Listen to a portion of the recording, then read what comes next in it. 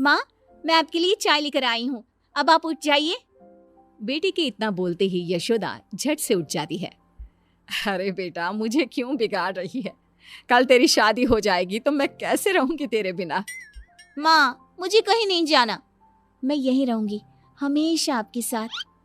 बेटा, एक ना एक दिन तो हर लड़की को जाना पड़ता है अपने ससुराल।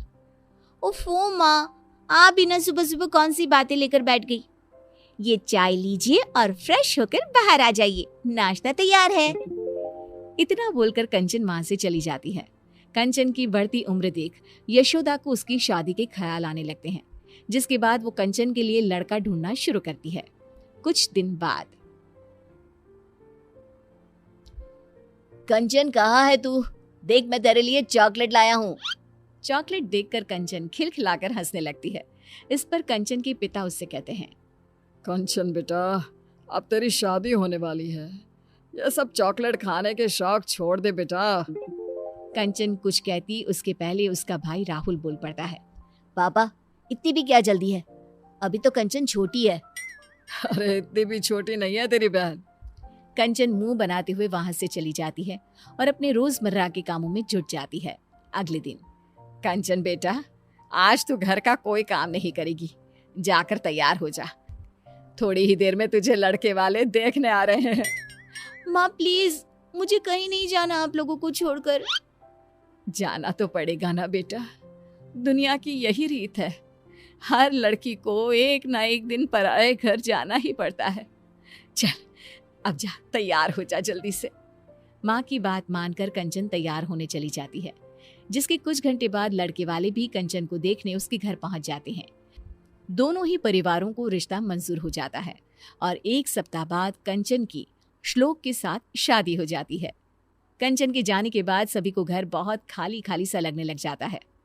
माँ, मुझे छोटी की बहुत याद आ रही है, वो होती तो अभी पूरे घर में इधर से उधर नाच रही होती।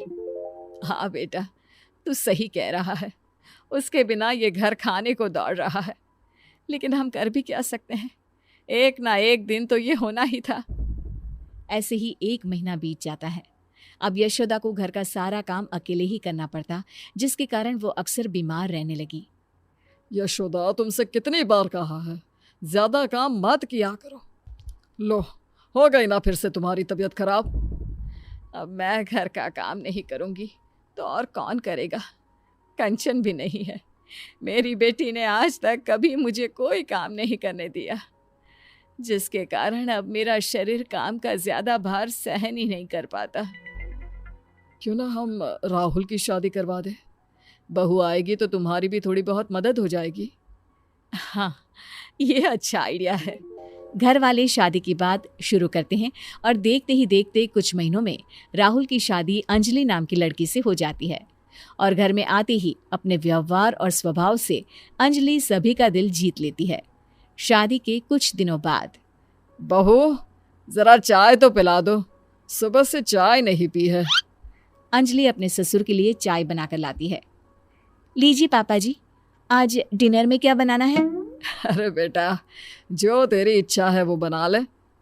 थोड़ी देर बाद अंजलि सभी को खाने के लिए आवाज लगाती है। पापा जी, मम्मी जी, राहुल, खाना तैयार है। अंजलि की आवाज देते ही सभी लोग खाने के लिए आ जाते हैं। अरे वाह बहू, खाना तो बहुत स्वादिष्ट बना है, तुम्हारे हाथों में तो जादू है, जादू।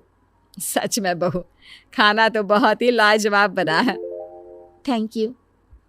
माँ पापा, मैं सोच रहा था क्यों ना हम सब कहीं घूमने चले। हम सब क्या करेंगे जाकर बेटा, तेरी अभी नई नई शादी हुई है, तू बहू को लेकर जा। नहीं मम्मी जी, आप लोग नहीं जाएंगे तो हम भी नहीं जाएंगे। अंजलि के इतना प्यार से बोलने पर घर वाले उसे इनकार नहीं कर पाते और उनके साथ चलने के लिए मान जाते हैं। एक काम करते हैं, साथ में कंचन को भी ले चलते हैं, बहुत दिन हो गए उससे मिले भी नहीं। हाँ हाँ, क्यों ना हम कंचन दीदी को सरप्राइज दें। वो तो खुशी से पागल हो जाएगी। ठीक है, फिर मैं आज ही उसे यहाँ आने को बोलती हूँ, उसके बाद हम सब उसे सरप्राइज देंगे, फिर सब साथ में घूमने जाएंगे। फिर क्या था, यशोदा तुरंत कंचन को फोन मिलाकर बैठ जाती है, जिसमें दोनों माँ बेटी की लंबी बातें चलने लगती है। और उसी में, तुझे पता है कंचन, तेरी भाभी बहुत अच्छी है।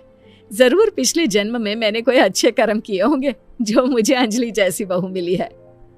अपनी माँ के मुंह से किसी और की इतनी तारीफें सुनने के बाद कंचन को अपनी भाभी से जलन होने लगती है।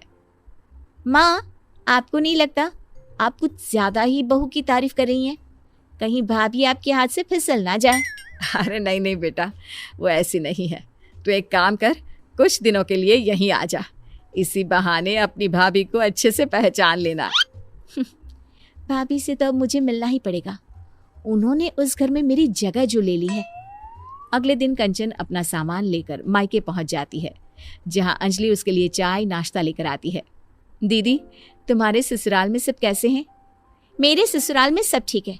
आप यहाँ का बताइए। ये सारा काम आप बराबर कर लेती है ना? माँ से तो नहीं करवाती काम। अरे कैसी बात कर रही हो आप दीदी? मैं भला मम्मी जी से कोई काम क्यों करवाऊंगी? ऐसा होना भी नहीं चाहिए, वही आपके लिए बेहतर होगा। कंचन, ये क्या तरीका है अपनी भाभी से बात करने का? हाँ माँ, अब तो आपको मैं ही गलत लगूंगी ना। ऐसा नहीं है कंचन, तुम गलत समझ रही हो। आपसे तो मुझे बात ही नहीं करनी। इतना कहकर कंचन अपने रूम में चली जाती है। अंजलि बेटा, कंचन की बात का बुरा मत मानना। उसका अभी शायद मूड खराब है। कोई बात नहीं मम्मी जी, मुझे उनकी बातों का बुरा नहीं लगा। अगले दिन अंजलि रसोई में खाना बना रही होती है, तभी वहां कंचन आ जाती है। भाभी आप रहने दीजिए, आज खाना मैं बना देती हूँ। अरे नहीं नहीं दीदी, आप मेहमान हो, कुछ दिन आराम करने का मौका मिला है, मैं आपसे काम नहीं करवा सकती। मैं मेहमान नहीं, बेटी हूँ इस घर की। आप जाकर बैठिए, मैं खाना बना देती हूँ। कंचन की जिद के आगे झुकते हुए अंजलि वहां से चली जाती है। थोड़ी देर में कंचन का खाना बनकर तैयार भी हो जाता है। आ जाइए सभी, मैंने खाना बना दिया है। कंचन की आवाज सुनकर सभी लोग आ जाते हैं और खाना शुरू करते हैं। आज बड़े दिनों बाद तुम्हारे हाथ का खाना खाकर मजा आ गया बेटा। मैं तेरे खाने को बहुत मिस करता था। सच में आज तो मजा ही आ गया। कंचन, तेरे हाथों में तो जादू है बेटा। मैं तेरे हाथ का बना ये खाना हर रोज मिस करती थी।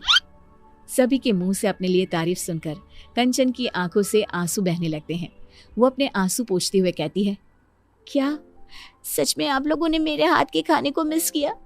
मुझे तो लगा था आप लोग मुझे भूल ही गए हैं। अरे ऐसे कैसे भूल सकते हैं हम तुझे? तू बेटी है इस घर की, कोई खिलौना थोड़ी ना है जो भूल जाए। और तुझे यहाँ बुलाने का आइडिया तेरी भाभी का था। हम लोग कहीं घूमने का प्लान कर रहे थे तो सोचा तुझे भी साथ ले जाए। मुझे माफ कर दीजिए भाभी, मैंने आपके बारे में कितना गलत सोचा। मुझे लगा आपके कारण अब कोई मुझसे प्यार नहीं करता। अपनी जलन के कारण मैंने आपके साथ कितना गलत व्यवहार किया। हो सके तो मुझे माफ कर देना भाभी। अरे नहीं नहीं दीदी, आपको माफी मांगने की कोई जरूरत नहीं है। आप तो बिल्कुल मेरी छोटी बहन जैसी हो। आप इस तरह माफी मांगोगी तो मुझे बिल्कुल अच्छा नहीं लगेगा। अंजलि के इतना कहते ही कंचन उसे गले लगा लेती है। अब उसे एहसास हो चुका होता है कि सभी रिश्ते अपनी जगह खास होते हैं। कुछ नए रिश्तों के जुड़ जाने से पुराने रिश्तों का प्यार कभी खत्म नहीं होता, ना ही जीवन में कभी कोई किसी की जगह ले सकता है।